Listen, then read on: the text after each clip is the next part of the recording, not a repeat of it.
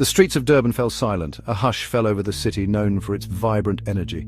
On February 10th, 2023, news broke that sent shockwaves through South Africa and the global music scene. Kiernan Forbes, the superstar rapper known as AKA, was gone.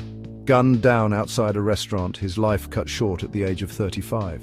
Witnesses were left in disbelief. How could this happen? AKA, at the peak of his career, silenced in a moment of senseless violence. The news spread like wildfire across social media. Fans, fellow artists and politicians expressed their shock and grief. Tributes poured in for the man who had become synonymous with South African hip-hop. AKA was more than just a musician, he was a cultural icon. He represented the hopes and dreams of a generation that had come of age in post-apartheid South Africa. But his death also exposed a darker side of the country he called home. South Africa, for all its progress, still grappled with high rates of violence and crime. AKA's assassination was a stark reminder of the dangers that lurked beneath the surface. It sparked conversations about safety, security, and the need for change. The investigation into AKA's death continues, a stark reminder of the fragility of life. The question remains, how can a nation protect its brightest stars from the shadows that threaten to extinguish their light? Born in Cape Town in 1988, Kiernan's journey to hip-hop dominance began far from the glitz and glamour of stardom. Raised by his grandparents in Mitchell's Plain, a township shaped by the harsh realities of apartheid, young Kiernan experienced the struggles and triumphs of everyday South Africans. Music, however, was a constant companion. His family relocated to Johannesburg, the bustling heart of South Africa. This concrete jungle, pulsing with ambition and opportunity, would become the crucible in which AKA the artist would be forged. He enrolled in St. John's College, a prestigious school that exposed him to a world beyond the confines of his township upbringing. It was here, surrounded by the sons of privilege, that AKA discovered his voice. He found solace and strength in the rhythmic cadence of hip-hop. It was a way to express the realities of his life, the dreams of his generation, and the frustrations of a society still grappling with its past. He wasn't just rapping, he was narrating the experiences of a generation finding its footing in a new South Africa. With every rhyme and every beat, AKA chipped away at the walls that divided his nation. He was determined to use his music as a tool for unity, a way to bridge the divides that still lingered. The year was 2003. A young AKA, brimming with ambition and raw talent, formed the hip-hop group Entity. Alongside his friends, they poured their hearts and souls into their music. Their lyrics resonating with a generation hungry for authenticity. Their talent couldn't be ignored.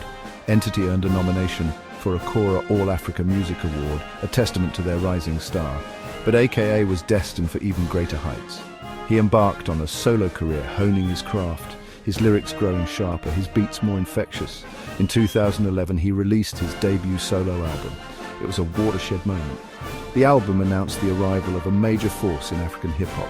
AKA's music transcended borders. He collaborated with international stars like Burna Boy and Darless. His sound, a fusion of American hip-hop sensibilities with distinctly South African narratives, captivated audiences across the continent and beyond.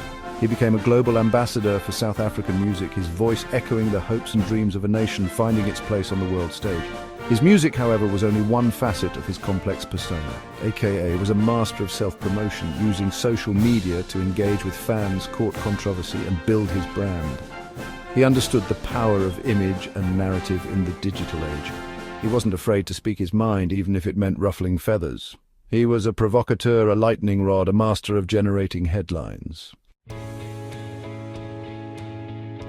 AKA's life, much like his music, was a tapestry woven with threads of love, loss, and controversy. His relationships, often played out in the public eye, were a source of both joy and heartache.